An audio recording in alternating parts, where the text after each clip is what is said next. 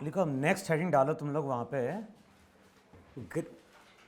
Newton's law of gravitational force. Heading डालो वहां पे, Newton's law of gravitational force.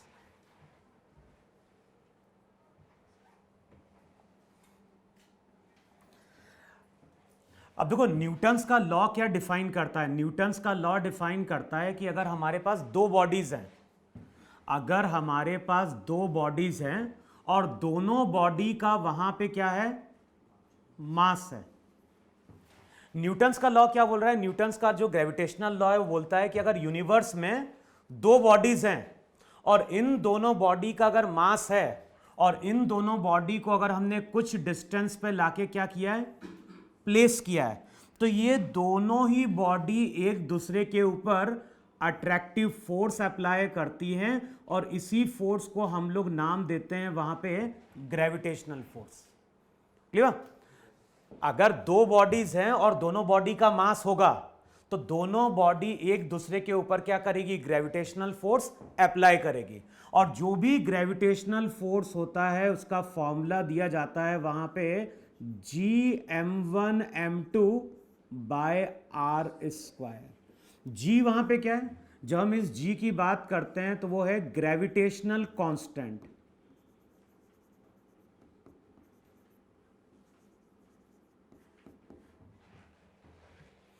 अच्छा, ये तो हो गया तुम्हारा वहां पे क्या हो गया, न्यूटन्स का ग्रेविटेशनल लॉ।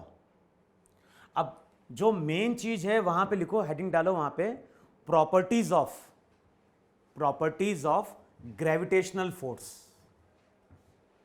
भाई ये फॉर्मूला तुमने 9-10 में ही पढ़ा हुआ है वहां पे, कि जो भी दो बॉडीज के बीच में लगने वाला ग्रेविटेशनल फोर्स होता है वो होता है Gm1m2 बाय आर स्क्वायर।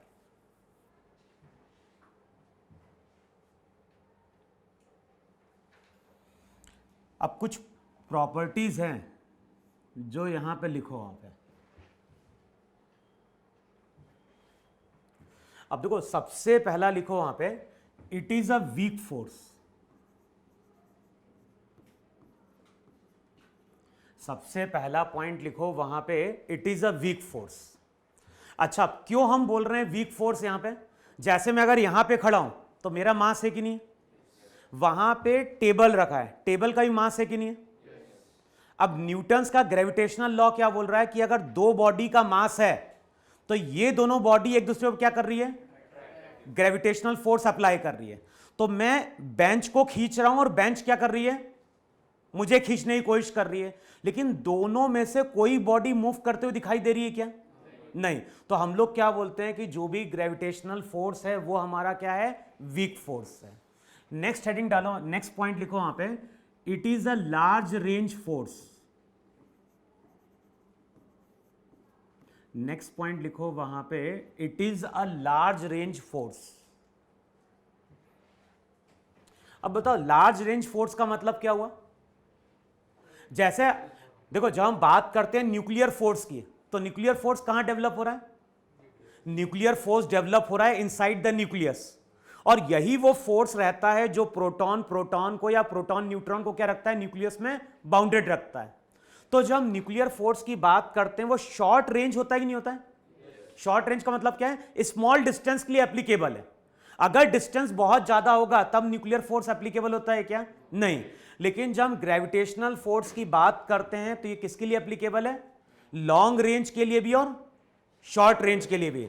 जैसे जब हम बोलते हैं वहां पे कि ये अर्थ है ना, और ये हमारा क्या है, मून है। बताओ, इनके बीच का डिस्टेंस स्मॉल है या लार्ज है? लार्ज है।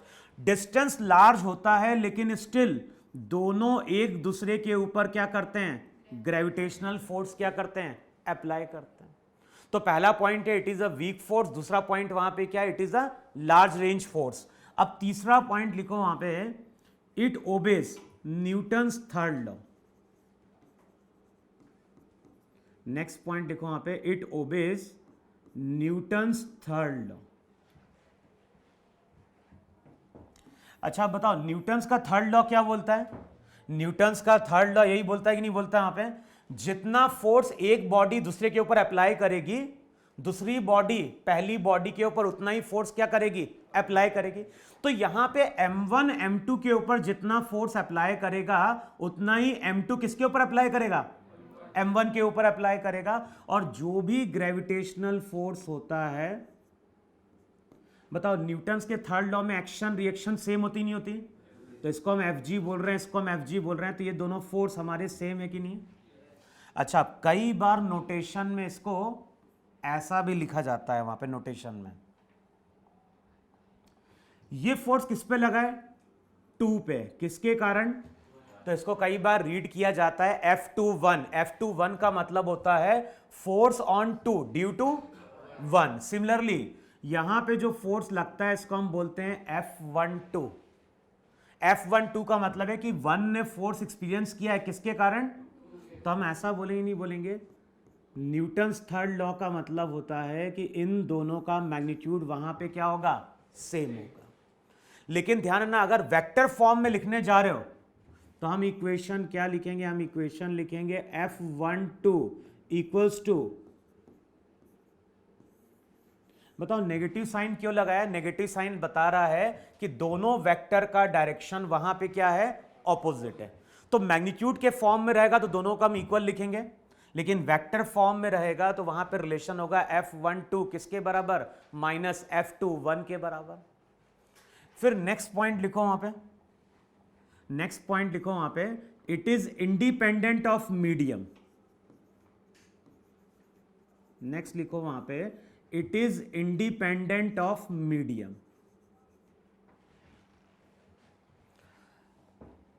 अब देखो, अगर हमारे पास 2 पॉइंट चार्जेस है, आगे पढ़ोगे वहां पे इलेक्ट्रोस्टैट में, अगर हमारे पास 2 पॉइंट चार्जेस हैं तो कूलम्स का इलेक्ट्रोस्टैटिक लॉ क्या बोलता है? अगर 2 पॉइंट चार्जेस हैं तो ये दोनों पॉइंट चार्जेस एक दूसरे को क्या करेंगे, या तो अट्रैक्टिव फोर्स अप्लाई करेंगे या फिर क्या अप्लाई करेंगे, रिपल्सिव फोर्स अप्लाई करेंगे वहां पे। अब जो इलेक्ट्रोस्टैटिक फोर्स होता है वो डिपेंड करता है मीडियम पे। अगर मीडियम एयर है तो फोर्स का कुछ मैग्नीट्यूड होगा, अगर इनके बीच में हमने वाटर को लाके फिल कर दिया तो फोर्स क्या होता है, चेंज हो जाता है। तो जब हम इलेक्ट्रोस्टैटिक फोर्स की बात करते हैं तो ये मीडियम पे क्या है, डिपेंडेंट है।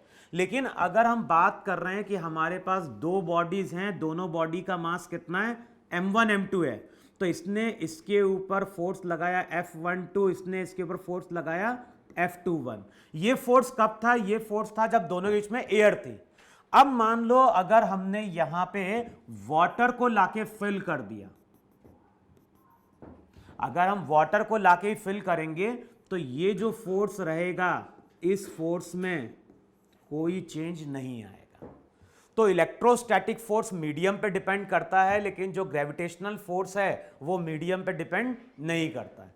जो फोर्स एयर में लग रहा होगा वही फोर्स वाटर में लगेगा, और वही फोर्स तुम्हारा क्या होगा, ऑयल में लग रहा होगा वहां पे।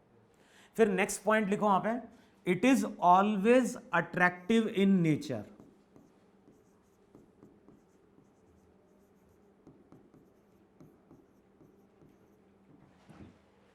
नेक्स्ट पॉइंट क्या है, it is always attractive in nature.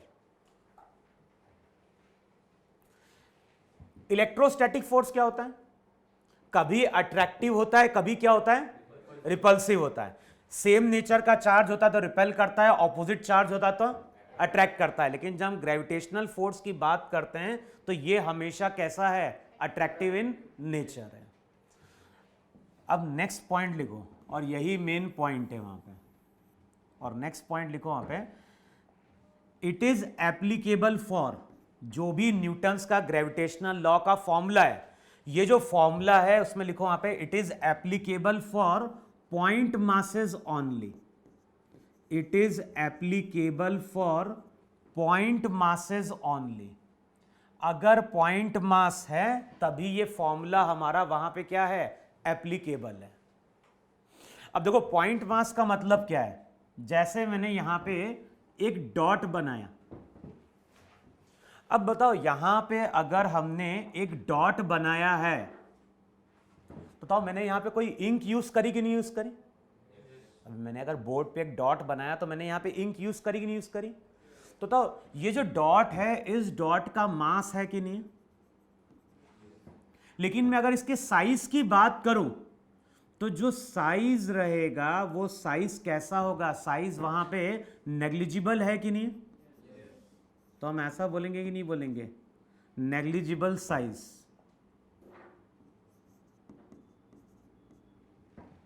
तो पॉइंट मास का मतलब क्या है? पॉइंट मास का मतलब है एक ऐसी बॉडी जिसका साइज कैसा है?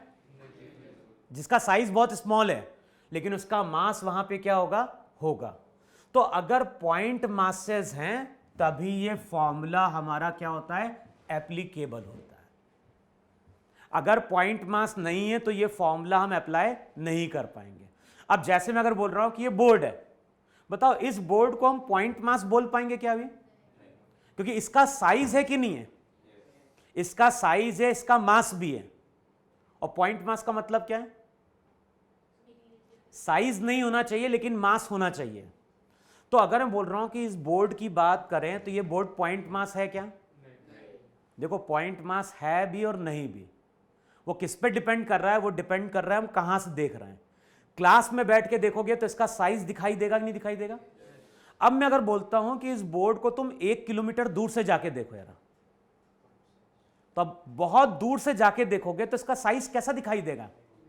बहुत स्मॉल दिखाई देगा। यही रीजन है कि जब हम बात करते हैं अर्थ की तो बताओ अर्थ का साइज बहुत बड़ा है कि नहीं है? सिमिलरली अगर हम बात करें मून की तो मून का साइज भी बहुत बड़ा है।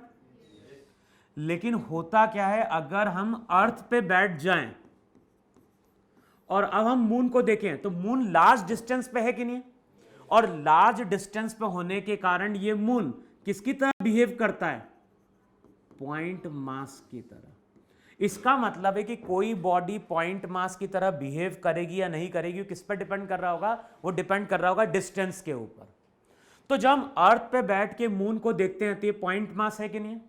सिमिलरली अगर हम मून पे बैठ के किसको देख रहे हैं तो अर्थ भी क्या है? पॉइंट मास है। इसका मतलब क्या हो गया? इसका मतलब ये हो गया कि अगर हमारे पास दो बॉडीज हैं जिनका साइज क्या है? बहुत लार्ज है, लेकिन अगर इनके बीच का डिस्टेंस लार्ज होगा तो ये दोनों बॉडी किसकी तरह बिहेव करेगी? और पॉइंट मास की तरह बिहेव करेगी। तो ये फॉर्मूला तुम्हारा क्या हो गया? एप्लीकेबल हो गया। इसीलिए हम अर्थ और मून के बीच में ग्रेविटेशनल फोर्स का फॉर्मूला अप्लाई करते हैं कि नहीं करते? तो पॉइंट मास जब होगा तभी ये फॉर्मूला वहां पे क्या होगा? एप्लीकेबल होगा।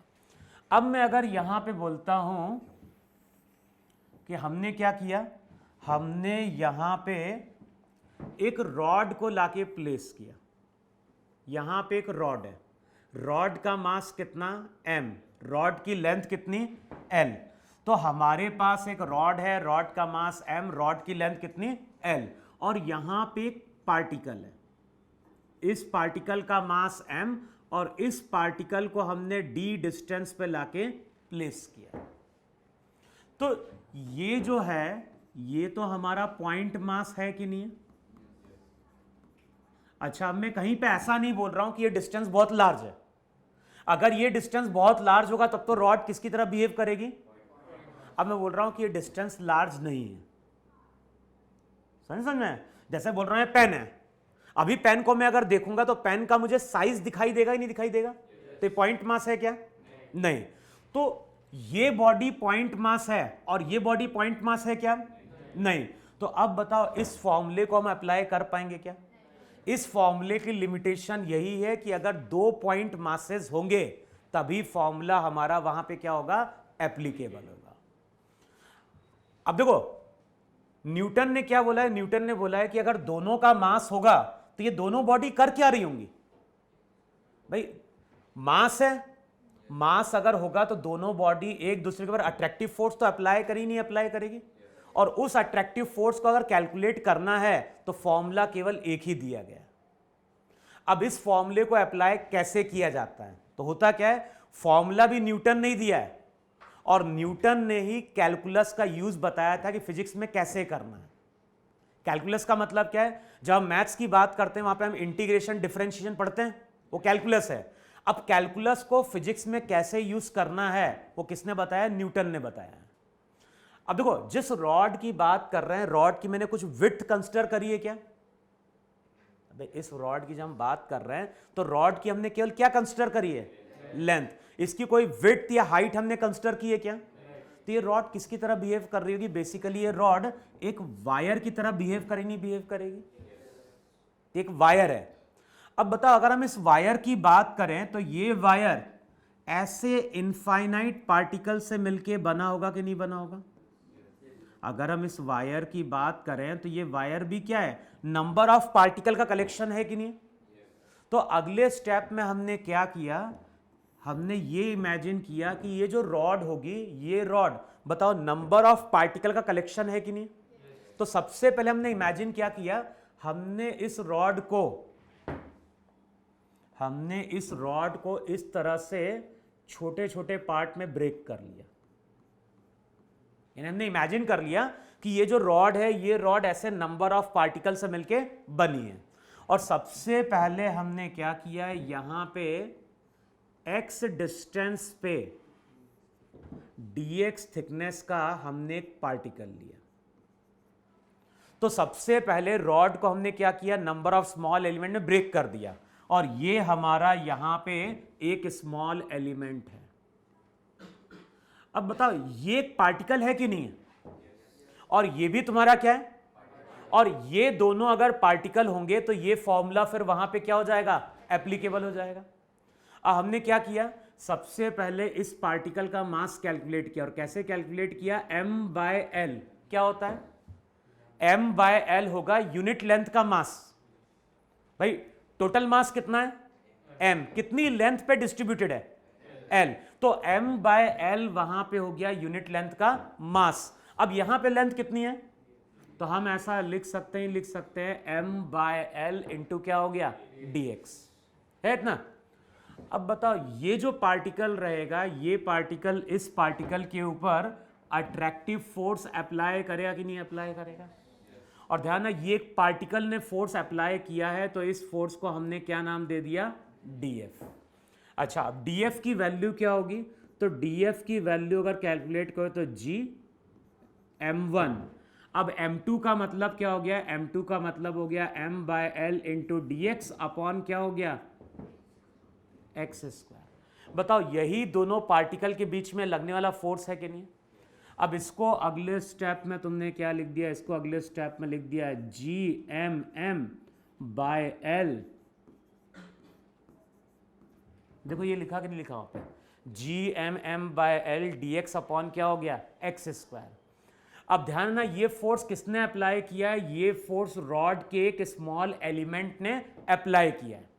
हमें कैलकुलेट क्या करना है? हमें कैलकुलेट करना है कि इस पूरी रॉड ने कितना फोर्स अप्लाई किया है। तो अब क्या करेंगे?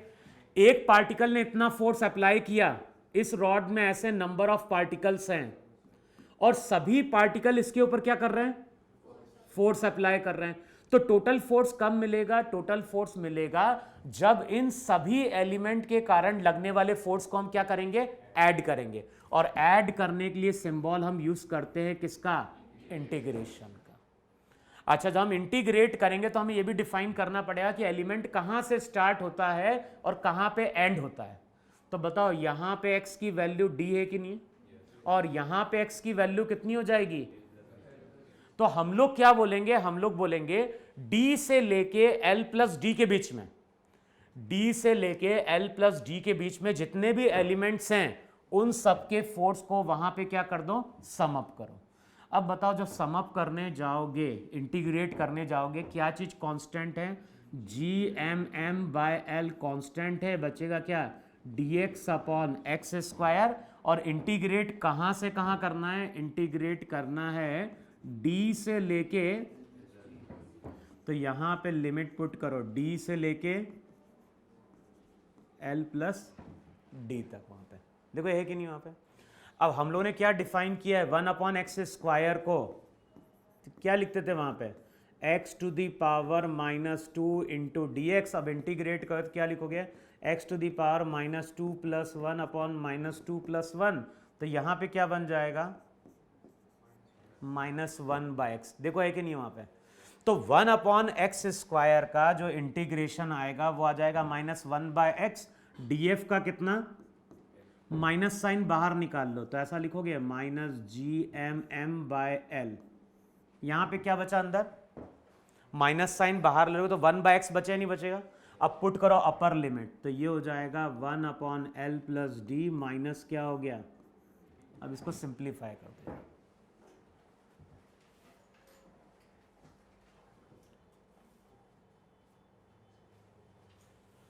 बताओ इसको अगर सिंप्लीफाई करोगे तो वैल्यू कितनी निकल के आ जाएगी, वैल्यू आ जाएगी -GMM बाय कितना L। जब एलसीएम लोगे तो ये हो जाएगा D minus L minus D upon D into L plus D. अगले स्टेप में D से D कैंसिल आउट होगा, L से L भी कैंसिल आउट होगा, माइनस माइनस क्या हो गया प्लस।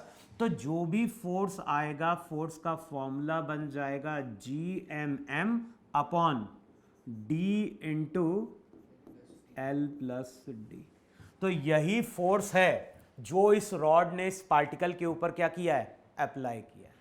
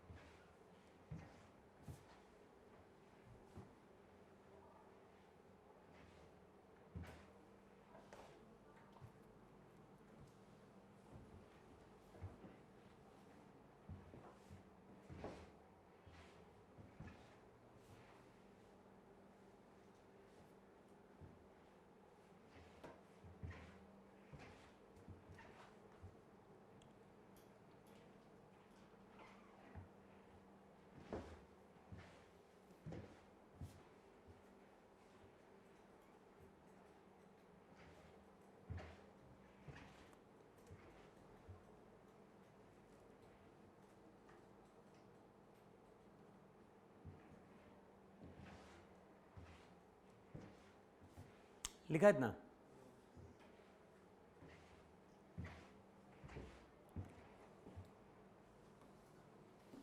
उसकी आंसर की मिली थी टेस्ट की तुम लोगों को? अभी मांग लेना, तुम लोग क्लास कर ना आंसर की।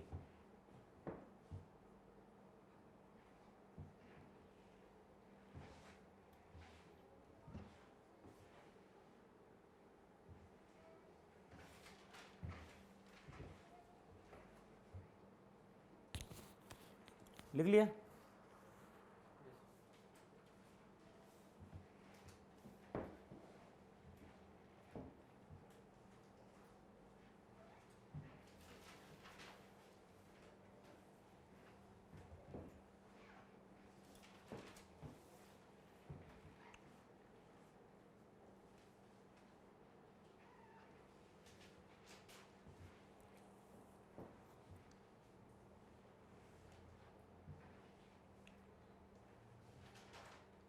करूँ अभी से?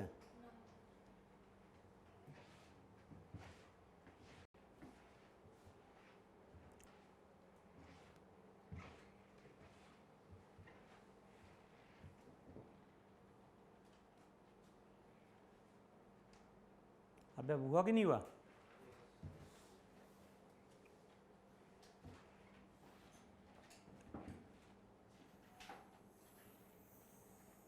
करें ना अब इसको?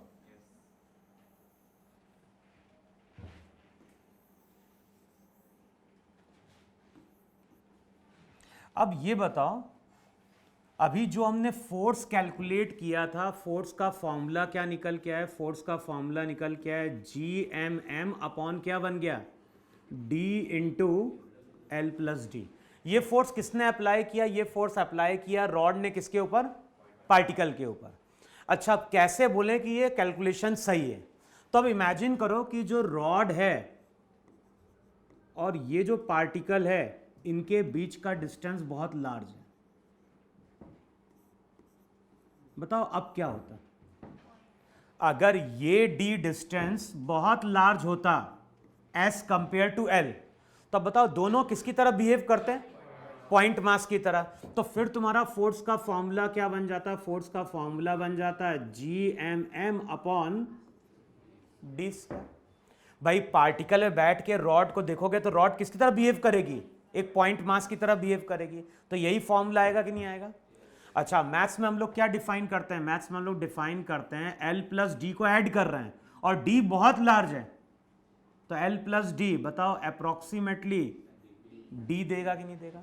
और D की वैल्यू पुट करोगे तो यहां पे भी बन जाएगा GMM अपॉन क्या हो गया? D square.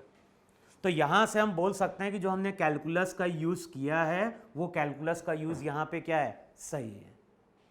लिख लियो इतना पे। फिर नेक्स्ट डायग्राम ड्रॉ करो वहां पे।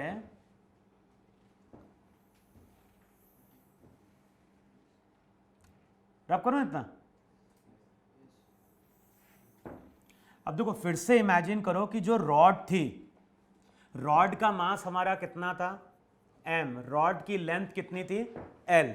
और अब इस रॉड को हमने बेंड कर दिया in the form of semi circle. तो यहां पे एक रॉड है, रॉड का मास m, रॉड की लेंथ l, और रॉड को हमने बेंड कर दिया in the form of semi circle. ये हो गया सर्कल का सेंटर C। देखो है कि नहीं यहां पे? अच्छा, इस सर्कल का कुछ रेडियस भी होगा कि नहीं होगा? और रेडियस को हम कैसे रिलेट करेंगे? रेडियस को हम रिलेट कर सकते हैं पाई आर इक्वल्स टू एल। देखो है कि नहीं वहां पे? तो अगर रेडियस को एलिमिनेट करना होगा तो रेडियस की जगह वहां पे हम एल अपॉन पाई की वैल्यू क्या करेंगे? पुट करेंगे।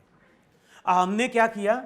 रॉड को तो हमने बेंड कर दिया in the form of semi circle, और सेंटर पे हमने क्या किया? एक पॉइंट मास को लाके प्लेस किया।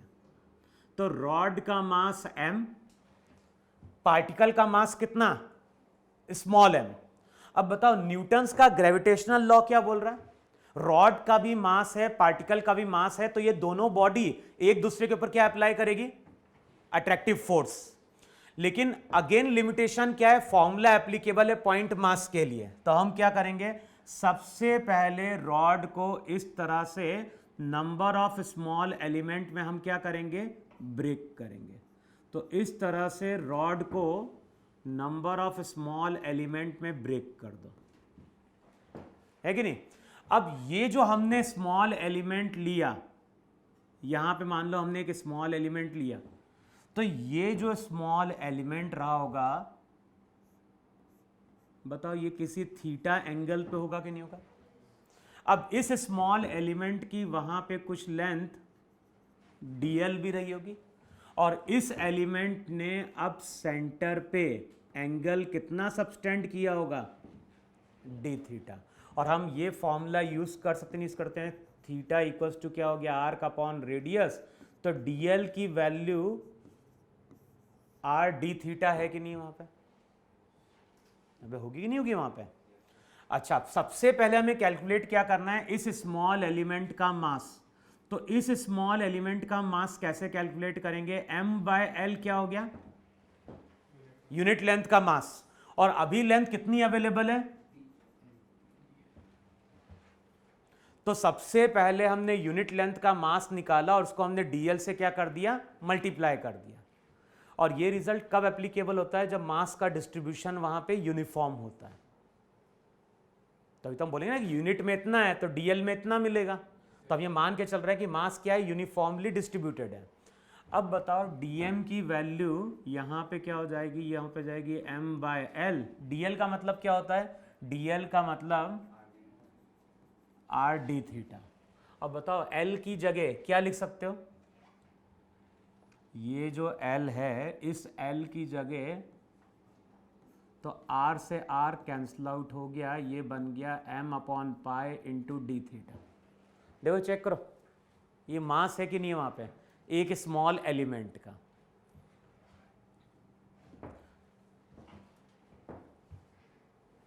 सबसे पहले हम वहां पे क्या कर रहे हैं? एक पार्टिकल लेंगे और उसका मास कैलकुलेट करेंगे। तो जो भी मास आएगा वो आएगा m upon pi into D theta. अच्छा, इसको ऐसे समझ सकते हैं 180 डिग्री पे कितना मास है? भाई यहाँ से यहाँ जाओगे, यहाँ से पूरा 180 डिग्री हम रोटेट कहीं रोटेट करेंगे, तो 180 पे हमें कितना मास मिलता है, m मिलता है। तो यूनिट एंगल पे कितना मिलेगा, m बाय पाए। तो d थीटा पे कितना मिलेगा, तो वो हो जाएगा m अपॉन पाए इंटू क्या हो गया, d थीटा वहाँ पे। अब ये बताओ, ये जो पार्टिकल है, ये जो एलिमेंट रहेगा, इस पार्टिकल के ऊपर अट्रैक्टिव फोर्स इस डायरेक्शन में अप्लाई करेगा कि नहीं अप्लाई करेगा, और इसकी वैल्यू क्या होगी, df। और df कितना होगा, df की वैल्यू हो जाएगी वहाँ पे gm, और यहाँ पे वैल्यू हो जाएगी m upon pi r square into D theta. Check करो ये बनेगा कि नहीं बनेगा। dm की वैल्यू मैंने पुट कर दी है वहाँ पे, gm1 m2 अपॉन क्या हो गया, r स्क्वायर। देखो ये है कि नहीं वहाँ पे, बाद में r को हम l अपॉन पाई से एलिमिनेट कर देंगे वहाँ पे। अब बताओ ये फोर्स किसने अप्लाई किया है, ये फोर्स एक स्मॉल एलिमेंट ने इस पार्टिकल के ऊपर क्या किया है, अप्लाई किया है। हमें कैलकुलेट क्या करना है, हमें कैलकुलेट करना है टोटल फोर्स जो कि इस रॉड ने इस पार्टिकल के ऊपर क्या किया है, अप्लाई किया है। अब कैसे कैलकुलेट करें, एक के कारण मालूम है, टोटल के लिए हम क्या करें। अब ध्यान है, इसको अगर तुम डायरेक्ट इंटीग्रेट करोगे तो वो रॉन्ग है। क्यों रॉन्ग है, क्योंकि जिस पार्टिकल की हम बात कर रहे हैं, जिस पार्टिकल की हम बात कर रहे हैं वो पार्टिकल यहां पे है कि नहीं है। अब बताओ इस पार्टिकल पे हर तरफ से फोर्स लग रहा है कि नहीं लग रहा है, यहां पे df लगेगा, यहां पे df लगेगा। भाई पार्टिकल तो हर जगह है कि नहीं है, तो हर डायरेक्शन में पार्टिकल क्या कर रहा होगा, फोर्स अप्लाई कर रहा होगा वहां पे। अब बताओ फोर्स कौन सी क्वांटिटी है, फोर्स है वेक्टर क्वांटिटी। तो जब भी हम नंबर ऑफ वेक्टर्स को ऐड करेंगे तो हमेशा हमें क्या चाहिए, डायरेक्शन चाहिए। अगर मैंने कभी तुमसे बोला कि इस डायरेक्शन में 3 न्यूटन, इस डायरेक्शन में 4, इस डायरेक्शन में मान लो 5 न्यूटन, टोटल कितना बन गया। भाई यहां पूछ रहा हूं कि टोटल फोर्स कितना बना,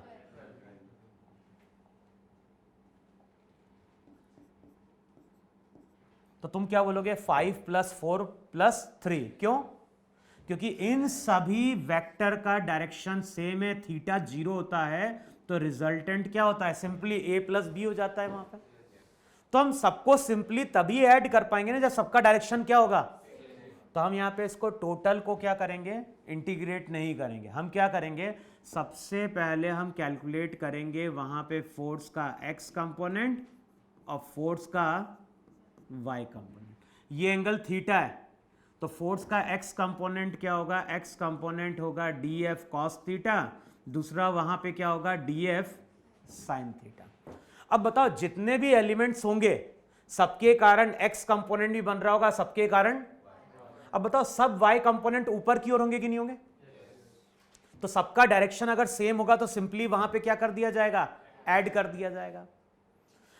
अब देखो हॉरिजॉन्टल कंपोनेंट के लिए देखो, वर्टिकल सबका ऊपर की ओर होगा, लेकिन बताओ एक एलिमेंट अगर यहां पे होगा तो उसके ऑपोजिट एक एलिमेंट यहां पे भी होगा कि नहीं होगा, वो भी कितने एंगल में बन रहा होगा,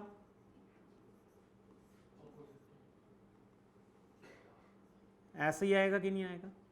अब बताओ ये भी फोर्स कहां अप्लाई करेगा, ऐसा फोर्स अप्लाई करेगा नहीं अप्लाई करेगा df। बताओ इसके भी कितने कंपोनेंट होंगे, इसका x कंपोनेंट ऐसा होगा, इसका x कंपोनेंट ऐसा होगा, लेकिन इन दोनों के y कंपोनेंट कहां होंगे। तो हम सिमेट्री से क्या बोल सकते हैं, हम सिमेट्री से बोल सकते हैं 0 से 90 के बीच में सबके x कंपोनेंट कहां होंगे, राइट की ओर, और 90 से 180 के बीच में सबके x कंपोनेंट कहां होंगे। तो बताओ अगर जितना राइट की ओर है उतना ही लेफ्ट की ओर होगा, तो नेट क्या हो गया, 0। तो अगर तुम x कंपोनेंट को इंटीग्रेट करोगे तो कुछ फायदा नहीं है, वो क्या दे देगा वहां पे, वो दे देगा तुम्हें 0। तो हम किसको ऐड करें वहां पे, हमें इंटीग्रेट अगर करना है तो हम इंटीग्रेट करेंगे किसके, y कंपोनेंट को। अच्छा y कंपोनेंट को जब तुम इंटीग्रेट करने जाओगे, df की वैल्यू पुट कर दें तो रिजल्ट हो जाएगा gmm upon pi r square sine theta D theta. देखो है कि नहीं वहां पे, G M M pi R square sine theta into D theta, इसको हमें क्या करना है, इंटीग्रेट करना है। अब बताओ क्या चीज कांस्टेंट है, G M M pi R square constant है, केवल क्या बचा, साइन थीटा। तो वहां पे क्या कर दो, G M M upon pi R square बाहर निकालो, बचेगा क्या, बचेगा वहां पे साइन थीटा इंटू क्या हो गया, डी थीटा। अब बताओ हमने थीटा यहां से मेजर किया है कि नहीं मेजर किया। अब बताओ इस पूरे में अगर हम यहां से यहां जाएंगे तो एंगल कहां से कहां वेरी करेगा, एंगल जीरो से लेके 180 या पाई रेडियन तक जाएगा कि नहीं जाएगा। तो जब हम इसको इंटीग्रेट करेंगे तो यहाँ पे लिमिट क्या होगी, थीटा की वैल्यू 0 से लेके पाई तक। अब बताओ कॉस थीटा का डिफरेंशिएशन क्या है, तो साइन का क्या हो जाएगा, माइनस कॉस थीटा। तो जब इंटीग्रेट करोगे तो रिजल्ट हो जाएगा G M M upon pi R square, sine theta का क्या होता है minus cos theta, minus sine बाहर निकालना। और अब लिमिट कहां से कहां पुट करनी है, 0 से, बताओ अब लिमिट पुट करोगे तो रिजल्ट क्या हो जाएगा, minus G M M upon pi R square, cos 180 क्या होता है -1, अपर लिमिट माइनस कॉस 0, बताओ माइनस माइनस क्या हो गया -2, माइनस साइन हट जाएगा। तो हमें क्या मिलेगा, हमें मिलेगा इस डायरेक्शन में फोर्स का कंपोनेंट। तो जो भी फोर्स लग रहा होगा इस रॉड के कारण वो ऊपर की ओर आ रहा है कि नहीं आ रहा है, और कितना आ रहा होगा, ये जो फोर्स का कंपोनेंट आ रहा है वो आएगा 2Gmm अपॉन कितना वहां पे पाई आर स्क्वायर। तो ये फोर्स है जो कि इस रॉड ने किसके ऊपर अप्लाई किया है, इस पॉइंट मास के ऊपर अप्लाई किया, और बाद में आर की जगह पुट कर देना एल अपॉन पाई। तो रिजल्ट बन जाएगा 2Gmm पाई अपॉन कितना एल स्क्वायर वहां पे।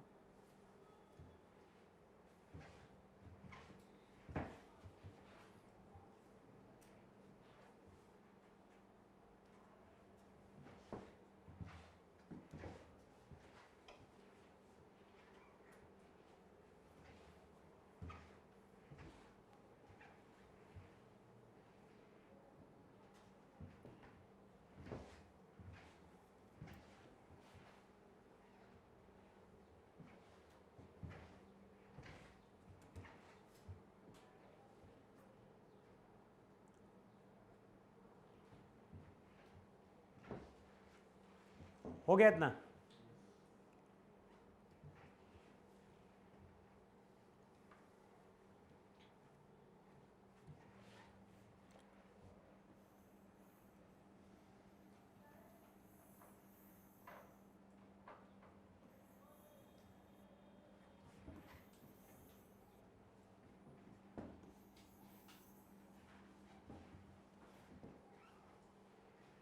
हो गया, रब करूं,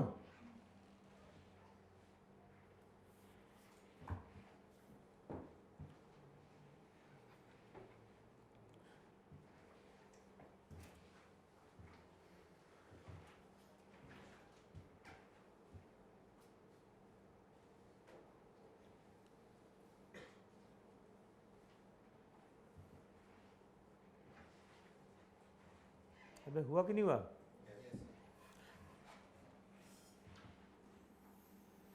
अच्छा अब यहां से हमें ये चीज क्लियर हुई कि नहीं क्लियर हुई, कि अगर पॉइंट मास है तब तो ये फॉर्मूला हम डायरेक्ट क्या करेंगे, अप्लाई करेंगे। अगर पॉइंट मास नहीं हुआ तो इसका मतलब क्या है, हमें इंटीग्रेट करना। एक क्वेश्चन और कैलकुलेट करके देख लो, जैसे यहां पे देखो ये एक्स एक्सिस, ये वाई एक्सिस और ये जेड एक्सिस, यहां पे एक्स एक्सिस, यहां पे वाई, यहां पे जेड।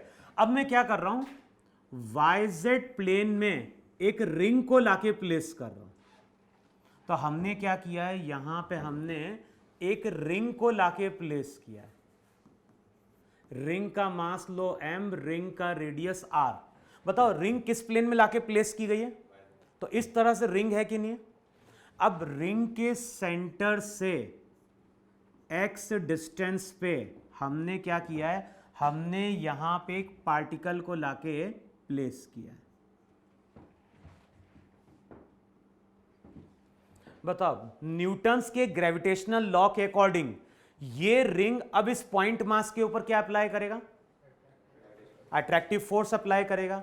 अब बताओ इस फॉर्मूले को हम यहां पे डायरेक्ट अप्लाई कर पाएंगे क्या, नहीं, एक पॉइंट मास है लेकिन दूसरा पॉइंट मास है क्या, तो इस तरह से तुम्हारी वहां पे रिंग है कि नहीं है भाई, रिंग यहां कहीं होगी, ये सेंटर होगा और यहां कहीं हमने एक पॉइंट मास को लाके प्लेस किया कि नहीं प्लेस किया। अब सबसे पहले क्या करो, इस रिंग को इस तरह से नंबर ऑफ स्मॉल एलिमेंट में क्या करो, डिवाइड कर दो ऐसे।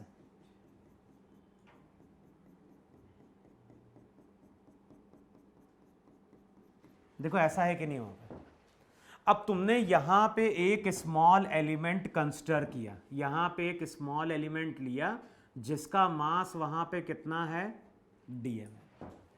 अब बताओ ये जो तुमने यहां पे एक स्मॉल एलिमेंट कंसिडर किया, यहां कहीं मैंने एक स्मॉल एलिमेंट लिया जिसका मास कितना, dm है। अब बताओ यहां पे ये जो मास रहेगा, इस मास के ऊपर इस डायरेक्शन में अट्रैक्टिव फोर्स अप्लाई करेगा कि नहीं अप्लाई करेगा, वहां पे करेगा। अच्छा कितना अट्रैक्टिव फोर्स होगा, मान लो ये एंगल कितना, थीटा, तो जो भी अट्रैक्टिव फोर्स बन रहा होगा वो G D M M upon, मतलब डिस्टेंस क्या लेंगे, अभी ये डिस्टेंस x है, ये डिस्टेंस r, तो ये डिस्टेंस क्या हो गया, r स्क्वायर प्लस क्या हो गया, x स्क्वायर, तो यहां पे नीचे क्या आ जाएगा, नीचे आ जाएगा r square plus x square. देखो है कि नहीं वहां पे। अब बताओ फिर से, ये तो फोर्स अप्लाई किया है यहां पे एक स्मॉल एलिमेंट ने, टोटल के लिए हम डायरेक्ट इंटीग्रेट कर पाएंगे क्या, नहीं, क्योंकि हर वेक्टर का डायरेक्शन क्या होगा। अब देखो पॉइंट मास यहां पे है कि नहीं, तो यहां पे जो एलिमेंट रहेगा वो फोर्स ऐसा लगाएगा, यहां पे जो एलिमेंट रहेगा वो फोर्स ऐसा लगाएगा नहीं लगाएगा, तो ज्योमेट्री किसकी बन रही होगी भाई, यहां पे फोर्स ऐसा आएगा, आएगा यहां पे फोर्स ऐसा आएगा, यहां पे फोर्स ऐसा आएगा, तो जो भी फोर्स रहेगा उन सब की जब लाइन को ज्वाइन करोगे तो कौन बनेगा कि नहीं बनेगा वहां पे। अब बताओ एक एलिमेंट अगर यहां पे होगा तो एक एलिमेंट उसके डायमेट्रिकली ऑपोजिट यहां कहीं होगा कि नहीं होगा। अब ये जो एलिमेंट रहेगा ये भी इसके ऊपर इतना ही फोर्स अप्लाई करेगा सेम एंगल पे। अब बताओ फोर्स के कितने कंपोनेंट हैं, यहां पे अगर तुम देखोगे तो फोर्स के कितने कंपोनेंट निकल के आएंगे, एक तो इस डायरेक्शन में कंपोनेंट निकल के आएगा, वो आएगा डी एफ साइन थीटा, एक कंपोनेंट इस डायरेक्शन में होगा कि नहीं होगा, और वो होगा डी एफ कॉस थीटा। इस फोर्स के भी कितने कंपोनेंट, एक तो हो गया लेफ्ट की ओर और एक हो गया वहां पे। अब बताओ सिमेट्री से हम क्या बोलेंगे, सिमेट्री से हम ये बोल सकते नहीं बोल सकते हैं कि यहां पे अगर तुमने एलिमेंट लिया, इसका फोर्स ऐसा आया, इसका फोर्स ऐसा आया, तो कौन से कंपोनेंट कैंसिल आउट हो गए, साइन नहीं, पैरेलल कंपोनेंट बोलो भाई। एक का फोर्स अगर ऐसा आएगा, एक का फोर्स अगर ऐसा आएगा तो एक का फोर्स ऐसा आएगा कि नहीं आएगा, तो इन दोनों के पैरेलल कंपोनेंट क्या होंगे, कैंसिल आउट होंगे। तो यहां पे ये ध्यान रखना है जो भी फोर्स का पैरेलल कंपोनेंट होगा वो तो क्या होगा, कैंसिल आउट हो जाएगा। सबके कारण केवल कौन सा कंपोनेंट बचेगा, सबके कारण बचेगा केवल परपेंडिकुलर कंपोनेंट। तो हम क्या बोलेंगे, एक स्मॉल एलिमेंट के कारण जो परपेंडिकुलर कंपोनेंट बन रहा है वो df cos थीटा है कि नहीं है वहां पे भाई, एक के कारण इतना है कि नहीं है। अब टोटल के लिए हमें क्या करना है, टोटल के लिए हमें इसको इंटीग्रेट करना है वहां पे। अच्छा अब जब वैल्यू पुट करोगे यहां पे, तो df की जगह क्या पुट किया, df की जगह पुट किया जी एम dm अपॉन हो जाएगा R square plus x square. अब चेक करो कॉस थीटा की वैल्यू क्या होगी, अबे कॉस थीटा की वैल्यू यहां से निकालो, कॉस थीटा क्या होगा, बेस अपॉन, तो यहां पे अगर कॉस थीटा की वैल्यू पुट करोगे तो ये आएगा, चेक करो वैल्यू जो आएगी वो आएगी x अपॉन अंडर रूट, देखो है कि नहीं वहां पर। अब बताओ r क्या है, कांस्टेंट, x क्या है, वेरिएबल तो नहीं, x तो कांस्टेंट है वहां पे। तो जब हम इंटीग्रेट करने जाएंगे तो कांस्टेंट वाली टर्म बाहर निकालोगे तो हो जाएगा gm कांस्टेंट, नीचे क्या आएगा, नीचे आएगा R square plus x square to the power 3/2 into X. बताओ ये सब टर्म कांस्टेंट है कि नहीं है वहां पे, तो कांस्टेंट वाली टर्म बाहर आ गई, बचेगा केवल क्या, इंटीग्रेशन ऑफ डीएम। अब डीएम क्या बता रहा है, डीएम बता रहा है एक पार्टिकल का मास। अगर हम सभी पार्टिकल के मास को ऐड कर दें तो हमें किसका मास मिल जाएगा, पूरी रिंग का।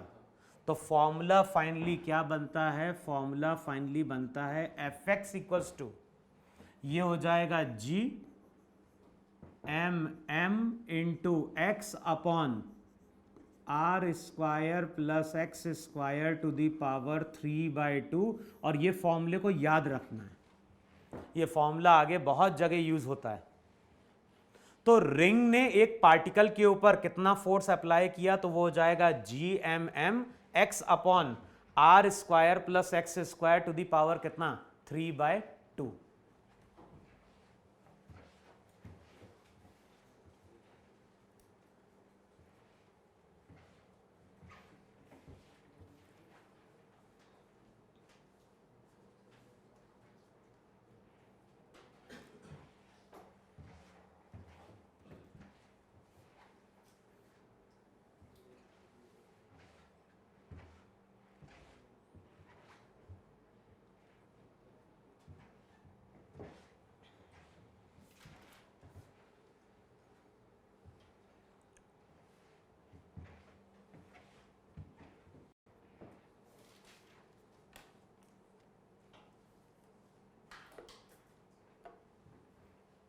लिख लिया इतना, हाँ इसमें हमने डायरेक्ट डीएम क्यों मास कंसीडर किया, डायरेक्ट, अबे पार्टिकल का मास होगा ना, हाँ तो पिछले क्वेश्चंस में हमने डीएम का कंबाइन किया, तो उससे भी करोगे क्या फर्क पड़ेगा, इसमें क्या उससे कुछ नहीं होगा, किया तो किसी ने, क्या और क्या भाई, डीएम की हमने वैल्यू नहीं कैलकुलेट करी ना, कि जरूरत इसलिए नहीं पड़ी क्योंकि बचा इंटीग्रेशन ऑफ डीएम।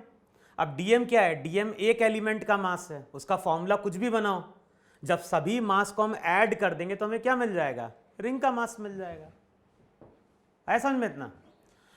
अब देखो इस रिजल्ट को देखो यार,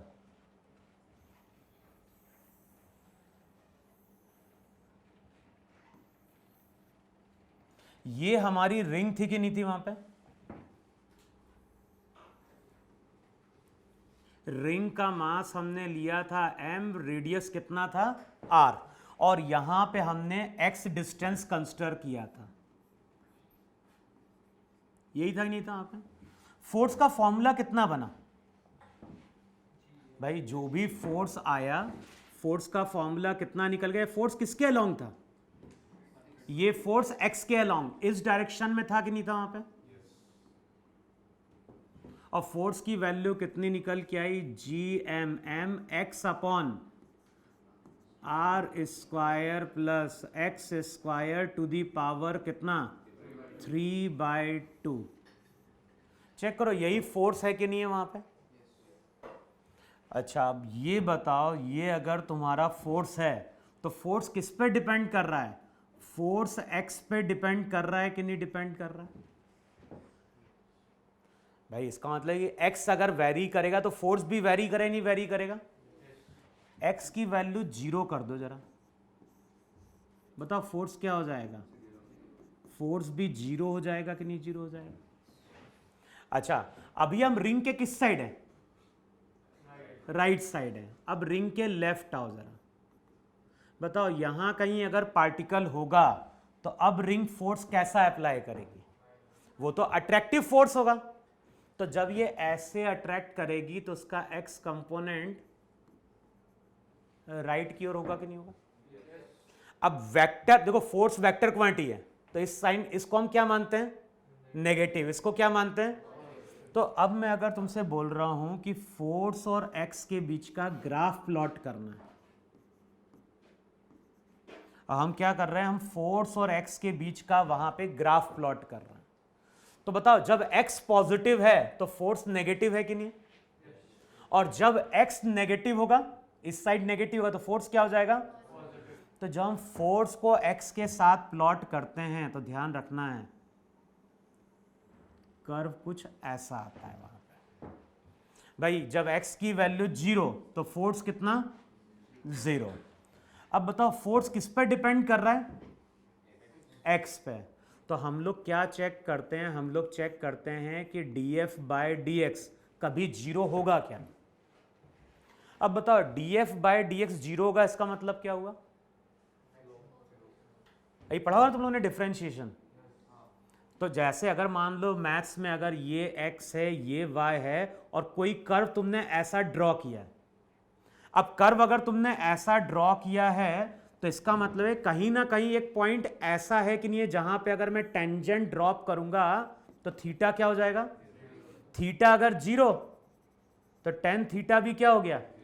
और हमें मालूम है कर्व के किसी पॉइंट पे अगर टेंजेंट ड्रॉप किया गया है तो टेंजेंट का जो स्लोप रहता है वो dy बाय dx के बराबर होता है कि नहीं होता है? भाई अगर हमारे पास कोई कर्व दिया है और कर्व पे अगर हम टेंजेंट ड्रॉप कर रहे हैं तो टेंजेंट का स्लोप dy बाय dx के बराबर होता है। अब अगर तुम्हें कर्व पे कभी dy बाय dx 0 मिलेगा, इसका मतलब क्या हो गया? नहीं, इसका मतलब है कि कहीं ना कहीं पॉइंट पे या तो मैक्सिमा बना होगा या फिर किसी ना किसी पॉइंट पे। बताओ ग्राफ तो ऐसा भी आ सकता है, नहीं आ सकता है? लेकिन यहां पे भी एक पॉइंट मिलेगा कि नहीं मिलेगा? तो जब भी dy बाय dx 0 होगा, इसका मतलब क्या हुआ? कि या तो मैक्सिमा हुआ या फिर क्या हुआ? मिनिमा हुआ। तो यहां पे फोर्स किस पर डिपेंड करता है? x पर डिपेंड करता है। df बाय dx को 0 करोगे तो एक पॉइंट ऐसा एग्जिस्ट करता है। अभी जैसे मैथ्स पर तुम लोग अभी किया ही नहीं किया ये चीज क्या? अबे फंक्शन किया होगा ना, प्लॉट करना भी तुमने सीखा होगा। तो प्लॉट नहीं कर, कैसे प्लॉट करते हैं? कैसे हमें मालूम चलेगा कि स्लोप नीचे की ओर जा रहा है, 0 है या फिर क्या है? क्या है वैसे क्या? हाँ फिर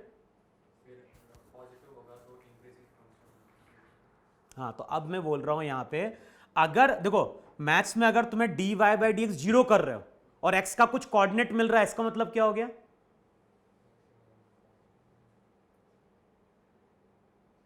अबे मैथ्स में अगर y और x का एक रिलेशन दिया है और dy बाय dx क्या कर रहे हैं? 0 कर रहे हैं, इसका मतलब क्या हुआ? अरे इसका मतलब कोई पॉइंट ऐसा एग्जिस्ट कर रहा है ना जहां पे स्लोप क्या हो रहा है? 0 हो रहा है। अगर x की वैल्यू ही नहीं निकल के आती तो क्या होता? जैसे अरे मैथ्स में अगर इक्वेशन तुमने लिखी y इक्वल्स टू क्या हो गया, तो y equals to X square, ऐसा कर्व होता है कि नहीं होता है?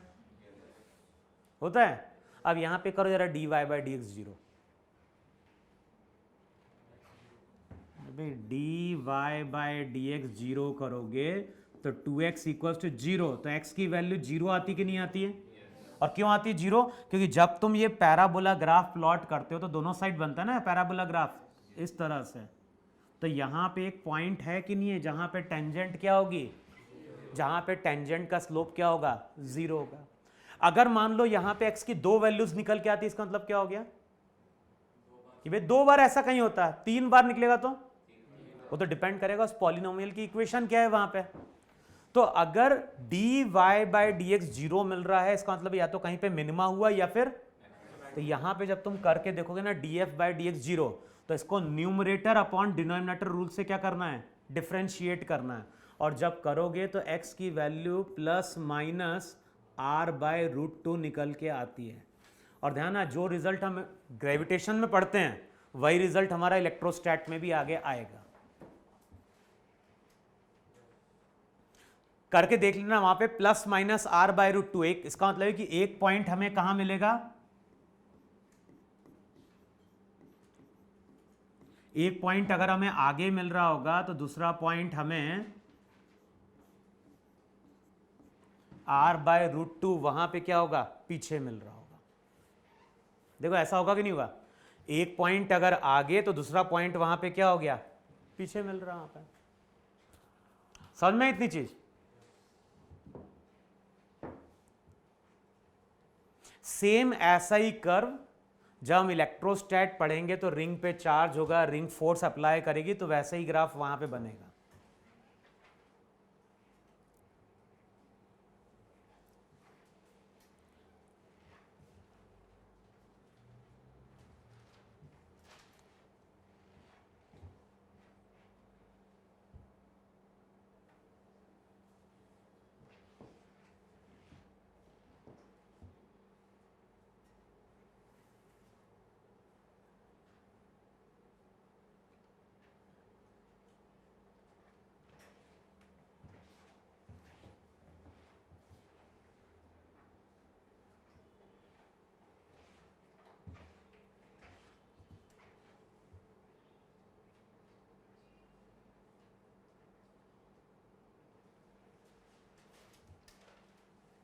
अबे आया कि नहीं समझ में इतना। अच्छा फिर से देखो, इस पे क्वेश्चन कई तरह से बने हैं वहां पे।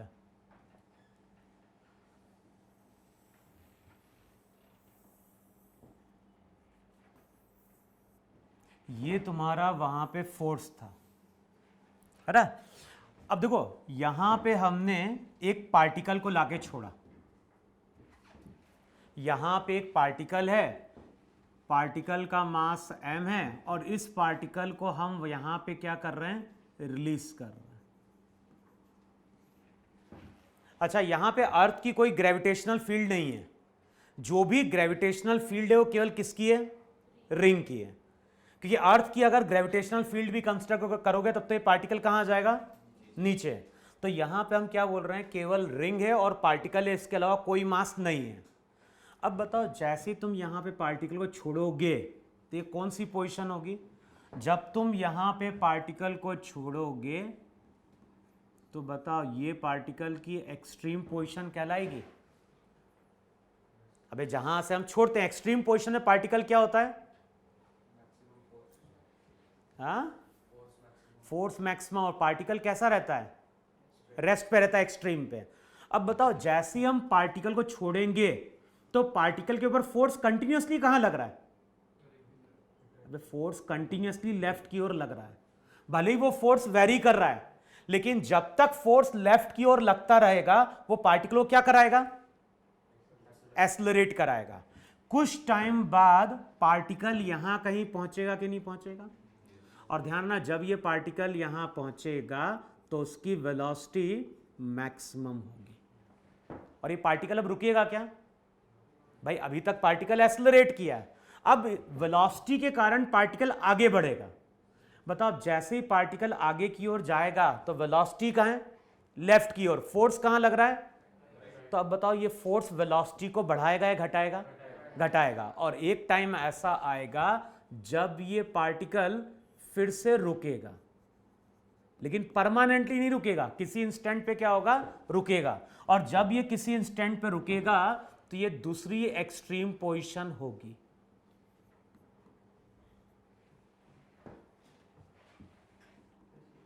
होगा ऐसा, फिर उसके बाद क्या होगा।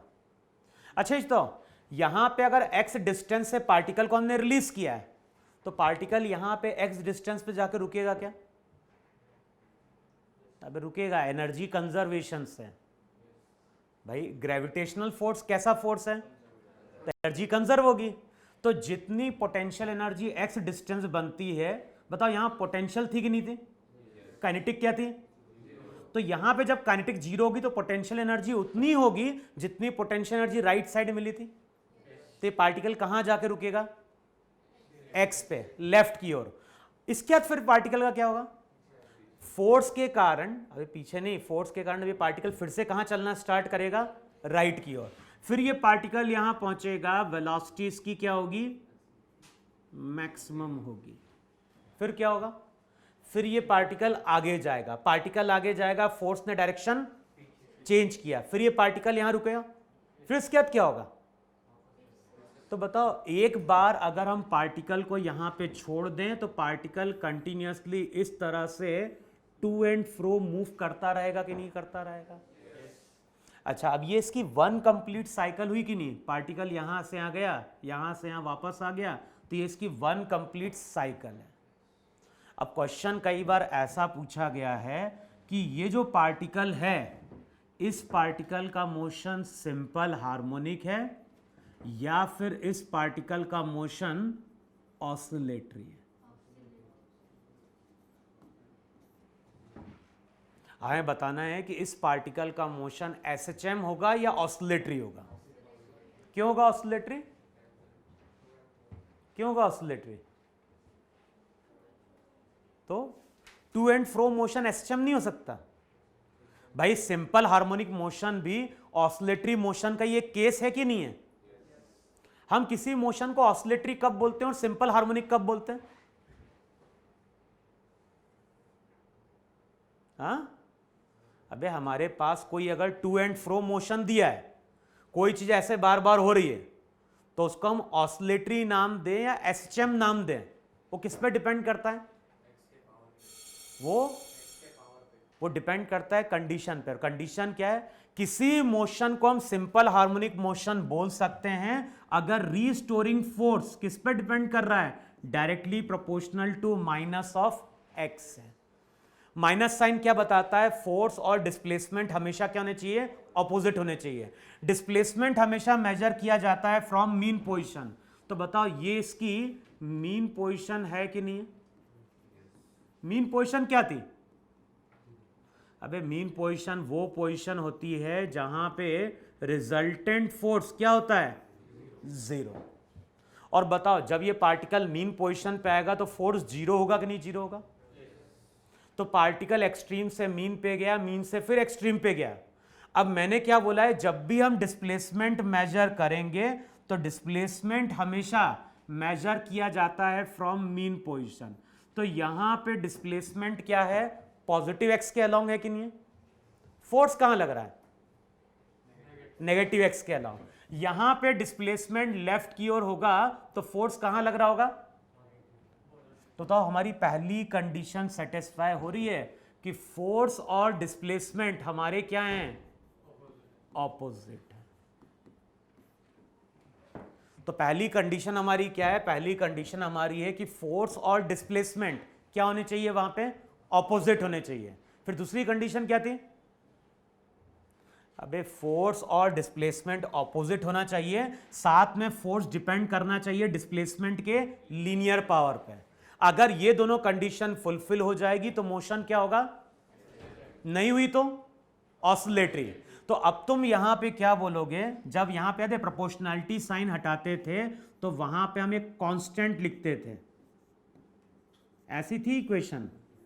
और ये जो के डैश कांस्टेंट था, ये सिंपल हार्मोनिक मोशन का कांस्टेंट था और उसकी वैल्यू m ओमेगा स्क्वायर के बराबर थी। ओमेगा का मतलब 2 पाई बाय टी था। यही तक नहीं था वहां पे? अब बताओ, किसी टाइम पे अगर पार्टिकल का डिस्प्लेसमेंट x है, किसी टाइम पे मान लो पार्टिकल का डिस्प्लेसमेंट कितना है? x है, तो रीस्टोरिंग फोर्स कितना बन रहा होगा? किसी टाइम पे पार्टिकल का अगर डिस्टेंस कितना है? किसी टाइम पे पार्टिकल का डिस्टेंस अगर x है या पार्टिकल का डिस्प्लेसमेंट x है, तो रीस्टोरिंग फोर्स बन रहा होगा gmm(x) upon r square plus x स्क्वायर टू द पावर 3/2। देखो है कि नहीं है? अब बताओ, फोर्स और डिस्प्लेसमेंट ऑपोजिट है कि नहीं है? लेकिन फोर्स डिस्प्लेसमेंट के लीनियर पावर पर डिपेंड किया क्या? क्योंकि ऊपर x भी है, नीचे भी क्या है? तो हम यहां पे क्या बोलेंगे? हम यहां पे बोलेंगे कि जो मोशन है वो क्या है? ऑसिलेटरी है। लेकिन अगर इसी में बोल देता कि x की वैल्यू बहुत स्मॉल है एज कंपेयर टू r, भाई तो डिपेंड कर रहा है ना पार्टिकल को तुमने कहां से छोड़ा। पार्टिकल को अगर हम बहुत पास से लाके छोड़ेंगे तो x बहुत छोटा हो जाएगा। और बताओ, x अगर बहुत छोटा होगा तो फिर r square plus x square approximately r square दे देगा कि नहीं दे देगा वहां पे? तो फिर फोर्स की इक्वेशन क्या होगी? फिर जो फोर्स रहेगा उसकी इक्वेशन हो जाएगी G M M x upon, बताओ नीचे वाली टर्म क्या होगी? R square to the power 3/2 है। अब बताओ ये पूरी टर्म कांस्टेंट, फोर्स और डिस्प्लेसमेंट ऑपोजिट हैं तो साइन अपनी तरफ से नेगेटिव लगाते थे भाई। फोर्स और डिस्प्लेसमेंट ऑपोजिट हैं, साइन अपनी तरफ से क्या लगा दिया? नेगेटिव। फोर्स किस पे डिपेंड कर गया? फोर्स डिपेंड कर गया डिस्प्लेसमेंट के लीनियर पावर पे। तो अब बताओ ये पूरा अगर कांस्टेंट है तो ये इक्वेशन इससे मैच कर रही है कि नहीं मैच कर रही है? तो अब तुम क्या बोलोगे? अगर x बहुत छोटा है और r बड़ा है तो फिर हम बोलेंगे जो मोशन है वो यहां पे सिंपल हार्मोनिक है। तो पार्टिकल का मोशन सिंपल हार्मोनिक होगा या ऑसिलेटरी होगा, वो किस पर डिपेंड कर रहा है? वो डिपेंड कर रहा है x डिस्टेंस के ऊपर। अगर लार्ज डिस्टेंस से छोड़ा तो ऑसिलेटरी, बहुत छोटे डिस्टेंस से छोड़ा तो फिर क्या हो गया? Simple harmonic. अब कंपेयर करो जरा, जब कंपेयर करोगे तो यहां पे जो k डैश कांस्टेंट रहेगा, बताओ उसकी वैल्यू क्या निकल के आएगी? इसकी वैल्यू आएगी जी एम एम अपॉन कितना? आर क्यूब, इतना आएगा। अब k डैश को हम क्या लिखते हैं? k डैश को हम लिखते हैं m ओमेगा स्क्वायर। m उस पार्टिकल का मास होता है जो सिंपल हार्मोनिक मोशन क्या कर रहा है? परफॉर्म कर रहा है। तो m से m क्या होगा? कैंसल आउट होगा। तो ओमेगा की वैल्यू कितनी आ गई? ओमेगा जो रहेगा, ओमेगा हो जाएगा वहां पे कितना? Under root G M by कितना? R cube. अब ओमेगा को लिख दो वहां पे 2π/t, तो यहां से हम टाइम पीरियड कैलकुलेट कर सकते हैं। और ये आईआईटी का क्वेश्चन है, बहुत पुराना, 90s में देखोगे तो ये क्वेश्चन पूछा गया है कि पार्टिकल को अगर यहां पे छोड़ेंगे तो पार्टिकल का टाइम पीरियड कितना होगा। तो ओमेगा को लिख दो 2π/t, तो यहां से क्या मिल जाएगा? टाइम पीरियड तुम्हें। और ये क्वेश्चन कितना, तुम देखो इसको, सेम ऐसे ही क्वेश्चन इलेक्ट्रोस्टैट में पूछा गया है और 2015-16 का क्वेश्चन है। तो उसमें यही पूछा गया था कि पार्टिकल का मोशन ऑसिलेटरी है या एसएचएम है। कुछ इंफॉर्मेशन नहीं दी गई है तो हम सीधे क्या बोल देंगे कि मोशन ऑसिलेटरी है। लिखा इतना?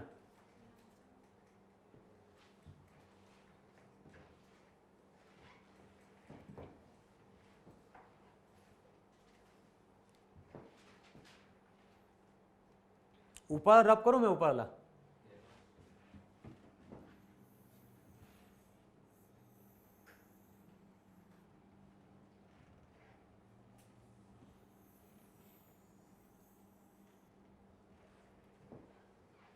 हो गया? अबे हो गया ना?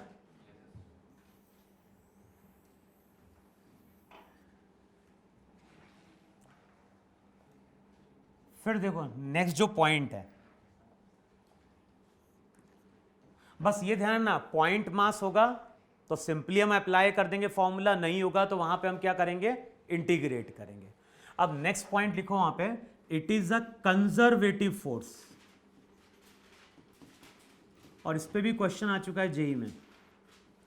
जब भी हम ग्रेविटेशनल फोर्स की बात करते हैं तो वहां पे लिखो it is a conservative force. अच्छा, कंजर्वेटिव फोर्स होगा इसका मतलब क्या हो गया? तो ब्रैकेट में लिखो वहां पे, work done will be path independent. अगर कोई भी फोर्स कंजर्वेटिव है तो वर्क डन पाथ पे डिपेंड नहीं करेगा। अबे लिखना है, कहां लिखा? कंजर्वेटिव फोर्स क्या होगा? Work done will be path independent. Work done path पे डिपेंड नहीं करेगा। लिखा इतना? इसमें दूसरा पॉइंट ये भी ऐड करो वहां पे, in case of conservative forces, in case of conservative forces total mechanical energy, in case of conservative forces total mechanical energy of the system will remain conserved. in case of conservative forces, total mechanical energy of the system will remain conserved. Mechanical energy का मतलब था sum of kinetic energy plus potential energy. यानी gravitation में कई बार हम numerical solve करेंगे तो वहां पे एनर्जी को क्या करेंगे, कंजर्व कराएंगे। यानी एनर्जी कंजर्वेशन का कॉन्सेप्ट यहां पे एप्लीकेबल होगा। फिर नेक्स्ट पॉइंट लिखो वहां पे, जैसे मैं अगर बोल रहा हूं कि यहां पे हमारे पास एक पॉइंट मास है और ये मास हमारा फिक्स्ड है, हमारे पास एक मास m है और ये मास हमारा यहां पे फिक्स्ड है। अब यहां पे हमने क्या किया, एक और पार्टिकल को लिया, यहां पे हमने एक पार्टिकल को लिया, इस पार्टिकल का मास m, इसको हमने v0 वेलोसिटी से लेफ्ट की ओर प्रोजेक्ट किया। बताओ अब क्या होगा, ये तो फिक्स्ड है, इसको हमने स्ट्रेट लाइन के अलोंग प्रोजेक्ट किया, तो था अब ये पार्टिकल स्ट्रेट लाइन के अलोंग जा पाएगा क्या? ये जो कैपिटल M रहेगा वो स्मॉल m के ऊपर, बताओ कंटिन्यूअसली इस तरह से ग्रेविटेशनल फोर्स अप्लाई कर रहा होगा ही नहीं अप्लाई करेगा? तो इसके कारण होता क्या है, ये जो पार्टिकल होता है वो पार्टिकल इस तरह से कर्व पाथ पे जाता है। किसी टाइम पे अगर पार्टिकल यहां कहीं होगा, किसी टाइम पे पार्टिकल यहां कहीं होगा, तो बताओ ग्रेविटेशनल फोर्स यहां पे लग रहा होगा या नहीं लग रहा होगा? भाई वैरी करता जाएगा, फिर यहां पे लग रहा होगा, देखो है कि नहीं वहां पे? तो जो भी ग्रेविटेशनल फोर्स है वो कहां पे लग रहा है? अबे कैपिटल M की ओर लग रहा है नहीं लग रहा है? अब बताओ यहां पे हम जिस सिस्टम की बात कर रहे हैं, बताओ इस सिस्टम में कितने पार्टिकल हैं? तो इस सिस्टम में 2 पार्टिकल है कि नहीं? हम जिस सिस्टम की बात कर रहे हैं इस सिस्टम में वहां पे कितने पार्टिकल्स हैं? 2 पार्टिकल है। अब ये चीज बताओ, यहां से एक एक्सिस पास करा जरा, 2 पार्टिकल का सिस्टम है, यहां पे हम एक्सिस पास करा रहे हैं, बताओ जो भी फोर्स है वो फोर्स इसी एक्सिस से पास कर रहा है नहीं पास कर रहा है? इसका मतलब हम बोल सकते हैं कि इस एक्सिस के अबाउट टोटल एक्सटर्नल टॉर्क क्या हो गया? 0। तो ये भी कॉन्सेप्ट कई जगह यूज किया जाता है कि इस एक्सिस के अबाउट एंगुलर मोमेंटम क्या रहेगा? कंजर्व रहेगा। कंजर्व या फिर क्या रहेगा? कांस्टेंट रहेगा। तो आगे जब हम बात करेंगे ना किसकी, प्लैनेटरी मोशन की, जब प्लैनेट मूव करता है सन के अराउंड, तो फिर वहां पे ये कॉन्सेप्ट क्या किया जाता है? अप्लाई किया जाता है। जैसे हम लोग क्या बोलते हैं, जितने भी प्लैनेट्स होते हैं सभी प्लैनेट्स सन के चारों ओर किस पाथ पे मूव करते हैं? इलिप्टिकल पाथ पे मूव करते हैं। तो यहां कहीं अगर तुम्हारा क्या है, प्लैनेट है, किसके प्लैनेट किसके चारों ओर मूव कर रहे हैं? सन के चारों ओर मूव करते नहीं मूव करते हैं? और सन वहां पे क्या होता है? फोकस होता है। इलिप्स पढ़ा है मैथ्स में तुम लोगों ने? पढ़ा है? क्या होता है फोकस? फोकस 2 होते ही नहीं होते हैं वहां पे, एक फोकस होता है और एक एसेंट्रिसिटी होती है। क्या होती है एसेंट्रिसिटी? क्या? अबे इलिप्स की प्रॉपर्टी यूज होती है ग्रेविटेशन में, क्योंकि जो भी प्लैनेट्स हैं वो प्लैनेट्स सभी सन के चारों ओर किस पाथ पे मूव कर रहे हैं? इलिप्टिकल पाथ पे। अब बताओ ये अगर तुम्हारा सन है, ये तुम्हारा वहां पे प्लैनेट है, तो इस पॉइंट के अबाउट बताओ टॉर्क क्या होगा? 0। तो इसका मतलब है कि सन के अबाउट हम प्लैनेट का एंगुलर मोमेंटम क्या करेंगे? कंजर्व कराएंगे। अच्छा, जब ये प्लैनेट मूव करता है तो उसकी वेलोसिटी क्या होती है? टेंजेंट के अलोंग होगी। किसी टाइम पे प्लैनेट यहां कहीं होगा तो वेलोसिटी टेंजेंट के अलोंग होगी। और जब प्लैनेट सन के चारों ओर इलिप्टिकल पाथ पे चलता है तो एक टाइम ऐसा आता है जब सन से उसका डिस्टेंस मैक्सिमम होता है, और एक टाइम आता है जब सन के वो क्या होता है? क्लोज होता है। ऐसा होता ही नहीं होता है? अबे होगा ही नहीं होगा? उसी पे सीजन डिपेंड करते नहीं डिपेंड करते हैं? तो अब मैं बोल रहा हूं यहां पे जब प्लैनेट मैक्सिमम डिस्टेंस पे होता है तो एक टर्म देखिए एपोजी और पेरिगी यूज करते हैं। अबे 9th 10th में थी ग्रेविटेशन कहीं बुक में, अबे स्कूल बुक में 9-10 में नहीं था कोई, जब प्लैनेट्स मूव करता तो एपोजी और पेरिगी की बात करते हैं। तो ये डिस्टेंस अगर तुम्हारा वहां पे मैक्सिमम है और ये डिस्टेंस अगर तुम्हारा वहां पे क्या है, मिनिमम है, तो बताओ एंगुलर मोमेंटम का formula m1v1r1 equals to,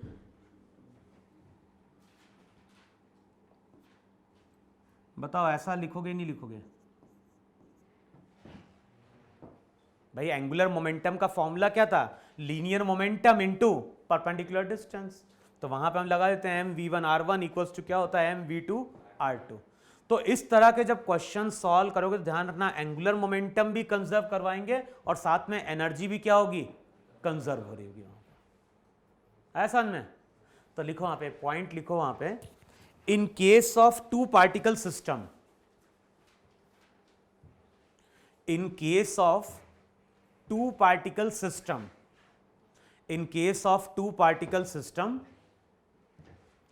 angular momentum of one particle, in case of two particle system, in case of two particle system, angular momentum of one particle, angular momentum of one particle will remain conserved. In case of, क्या लिखा वहां पे, in case of two particle system, angular momentum of one particle will remain conserved about second particle. किसी एक particle का angular momentum दूसरे particle के about क्या रहेगा, कंजर्व रहेगा। और जो लास्ट प्रॉपर्टी आती है, लिखो वहां पे, it obeys principle of superposition. Next लिखो वहां पे, it obeys principle of superposition, it OBCs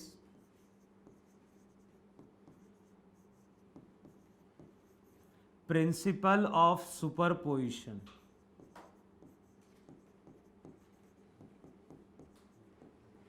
अब लिखो वहां पे, अगर यहां पे हमारे पास एक पार्टिकल है जिसका मास कितना है, m1, यहां पे एक और पार्टिकल जिसका मास कितना, m2। अब बताओ जो m2 पार्टिकल रहेगा वो m1 के ऊपर इस डायरेक्शन में ग्रेविटेशनल फोर्स अप्लाई करेगा जिसको हम F12 बोल रहे होंगे। तो m2 ने m1 के ऊपर फोर्स कितना अप्लाई किया अभी, F12। अब कुछ टाइम बाद हमने क्या किया, यहां पे एक और पार्टिकल m3 को लाके प्लेस किया और यहां पे हमने एक और पार्टिकल m4 को लाके प्लेस किया। तो m2 ने m1 के ऊपर अभी फोर्स कितना अप्लाई किया था, F12। ये फोर्स कब लगा था, जब सराउंडिंग में कोई दूसरे पार्टिकल नहीं थे। अब हमने सराउंडिंग में m3 और m4 को लाके क्या कर दिया है, प्लेस कर दिया है। तो ध्यान रखना है, m3 और m4 को रखने के बाद भी इस फोर्स में कोई चेंज नहीं आता है और इसी को हम बोलते हैं प्रिंसिपल ऑफ सुपरपोजिशन। तो प्रिंसिपल ऑफ सुपरपोजिशन क्या बोलता है, दो बॉडी के बीच में लगने वाला जो फोर्स है वो सराउंडिंग बॉडीज पे डिपेंड नहीं करता है। तो डायग्राम ड्रॉ करो और उसका स्टेटमेंट लिख लो वहां पे।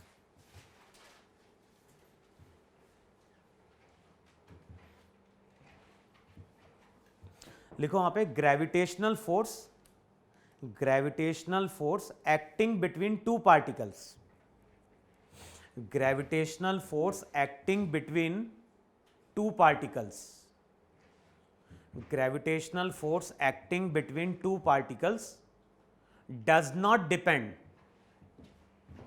gravitational force acting between two particles does not depend upon the presence of, gravitational force acting between two particles does not depend upon the presence of other particles। other particles बोल दो या फिर other bodies बोल दो वहां पे।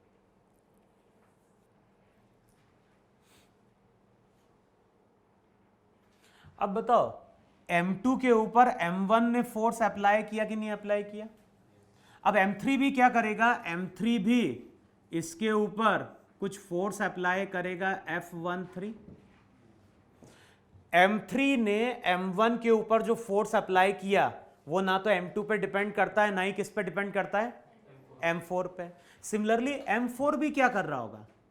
Similarly M4 भी M1 के ऊपर क्या करेगा? फोर्स अप्लाई करेगा वहां पे। और M4 M1 के ऊपर जो फोर्स अप्लाई करेगा वो बताओ M3 और M2 पे डिपेंड कर रहा है क्या? अब बताओ M1 ने किस किस के कारण फोर्स एक्सपीरियंस किया? 2 के कारण भी, 3 के कारण भी। अगर कोई तुमसे पूछता है कि M1 पे टोटल फोर्स कितना है, तो ध्यान ना, फोर्स वेक्टर क्वांटिटी है। तो अगर मुझे टोटल फोर्स कैलकुलेट करना होगा तो हम लिखेंगे F12 प्लस F13 प्लस वहां पे क्या हो गया, F14। तो यही हमारा वहां पे क्या होगा, टोटल फोर्स होगा जो M1 मास ने क्या किया है, एक्सपीरियंस किया है।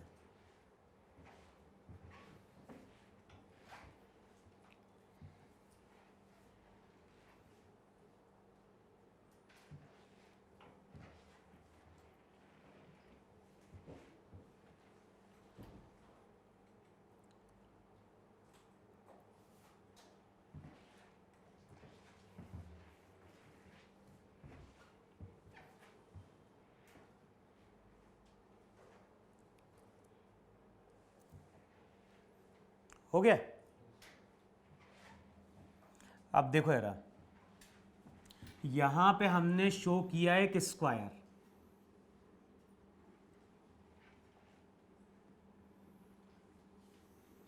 यहां पे हम शो कर रहे हैं स्क्वायर। स्क्वायर के कॉर्नर्स पे हमने 4 मासेस को लाके फिक्स किया। तो हमारे पास स्क्वायर है, स्क्वायर के कॉर्नर पे हमने 4 मासेस को लाके क्या किया, फिक्स किया। ये मास कितना, m, ये भी m, ये भी m, लेकिन इसका मास 2m है। और जो भी स्क्वायर है उसकी साइड की लेंथ दी हुई है a।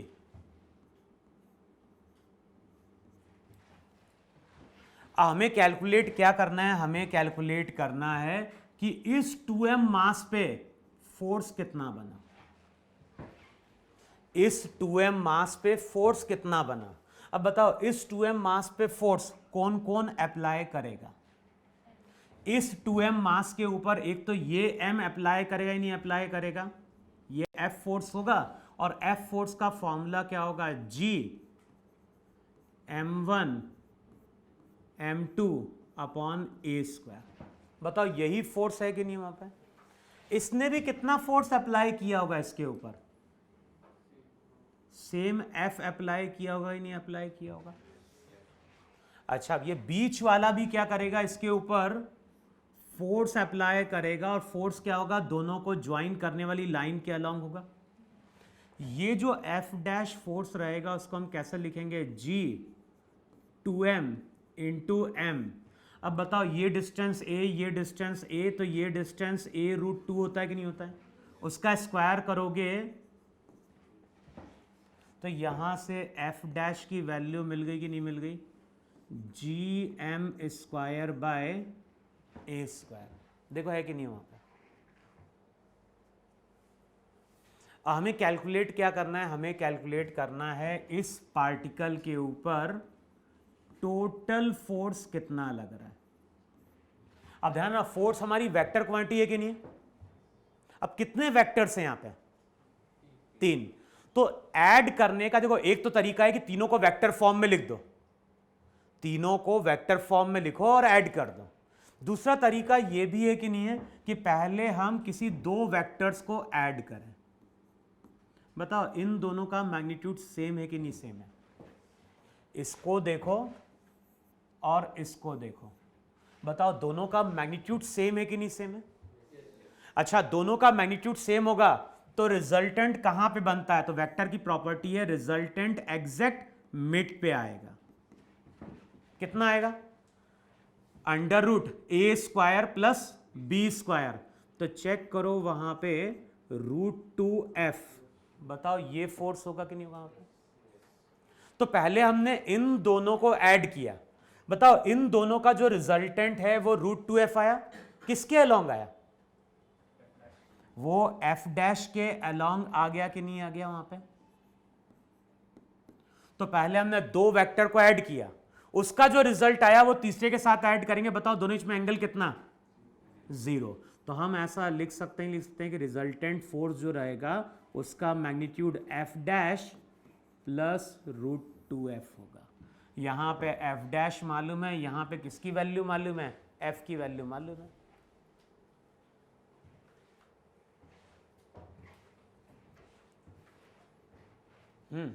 रुक जा अभी।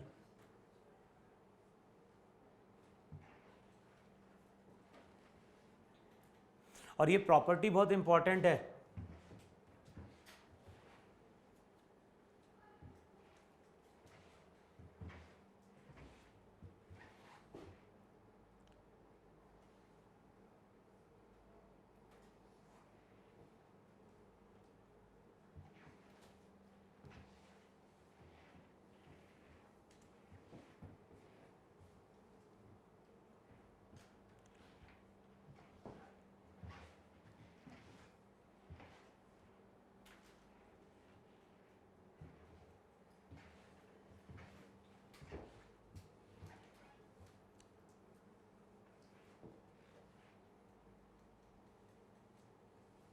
इतना है समझ में?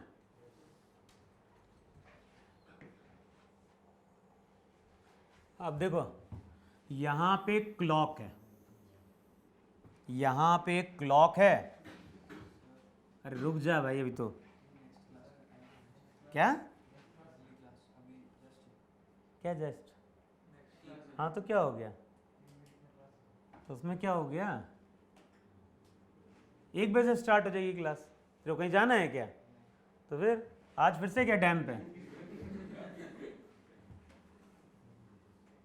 अब देखो क्या कर रहे हैं, क्लॉक में जितना लिखा हुआ है, क्लॉक में अगर यहां पे लिखा है 12, तो हमने क्या किया, 12 kg का मास लाके वहां पे क्या कर दिया? प्लेस कर दिया।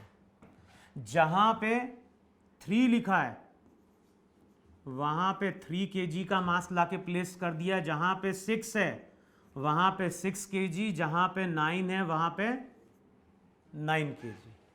अब बताओ इस तरह से क्लॉक में यहां पे 1 होगा, 2,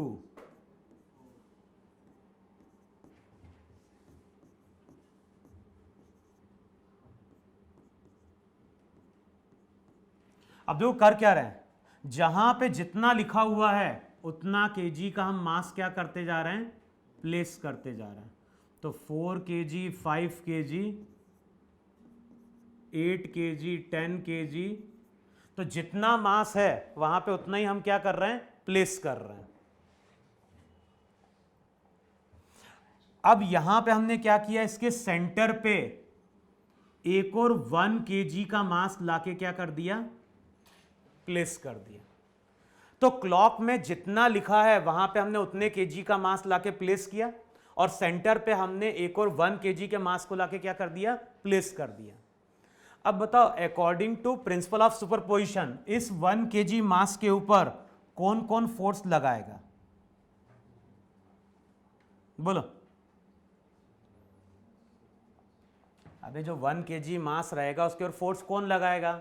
सभी मास लगाएंगे ही नहीं लगाएंगे? 3 kg जो रहेगा वो ऐसा फोर्स लगाएगा कि नहीं लगाएगा?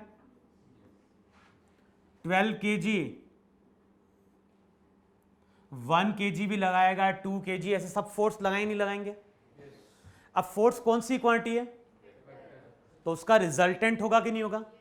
अब बताना है कि जो रिजल्टेंट फोर्स है वो इस क्लॉक पे कितना टाइम शो करेगा। समझ में? ये जो 1 kg मास है, इस 1 kg मास के ऊपर सभी पार्टिकल इस तरह से फोर्स लगा रहे हैं।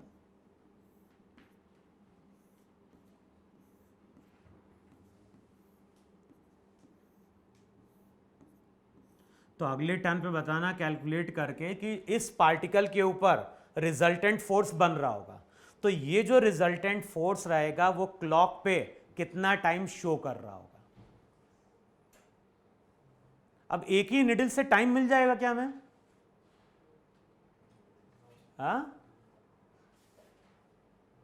क्यों नहीं मिल सकता? अगर वो आवर एंड होगा तो उसे टाइम नहीं मिल पाएगा क्या हमें? फिर अबे जो दो निडल होती हैं उसमें एक मिनट एंड एक आवर एंड है, तो आवर एंड से हमें टाइम नहीं पता चलता है क्या? जरूरी है कि मिडिल एंड वो मिनट एंड भी चाहिए हमें देखने के लिए? तो अगले टर्न पे इतना करके लेके आना कि जो रिजल्टेंट फोर्स है उसका टाइम यहां पे कितना बनेगा। ठीक है।